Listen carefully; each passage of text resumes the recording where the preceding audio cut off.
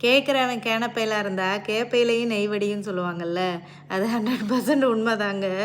நம்ம வீட்ல சமைக்கிறோம்ல, எவ்வளோ பாத்திரம் சேருது நமக்கு. இப்போ எக்ஸாம்பிளுக்கு எங்க வீடே வச்சுக்கோங்களேன். நான், ஹஸ்பண்ட், 2 பசங்க, சின்ன பசங்க தான்.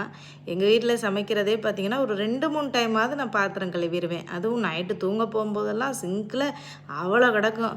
"வா வந்து என்னைய கழுவு கழுவுன்னு" சொல்லிட்டு எரிச்சலா இருக்கும் சில நேரம். என்னடா இது 2 பேர் தான் இருக்கோம், இவ்வளோ பாத்திரம் சேருதான்னு நான் யோசிச்சுட்ருக்கேன். இந்த பிக் பாஸ் வீட்ல எத்தனை பேர் இருக்காங்க கண்டஸ்டண்ட்டா, அவங்களே குக் பண்ணி சமைக்கிறேன்னு வேற சொல்றாங்க. அத்தனை பேருக்கு எவ்வளோ சமைக்கணும்? ஆ? அது மட்டும் இல்லாம எவ்வளோ பாத்திரம் சேரும்? ஆனா, அது பாருங்களேன், ஃபுல் அண்ட் ஃபுல்லு ஸ்கிரிப்ட் மாரி தான் தெரியுது.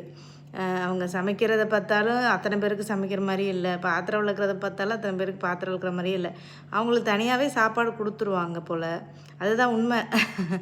சில பேர் நினைப்பீங்க, "ஏம்மா உனக்கு அது இப்ப தான் தெரியுமா?" அப்படின்னு சொல்லிட்டு. எனக்கு எப்பயோ தெரியுங்க. சரி, இப்போ நான் பாத்திரம் விளக்கிட்டு இருந்தேனா, எரிச்சலா இருந்துச்சு இது பாத்திரம் விளக்க.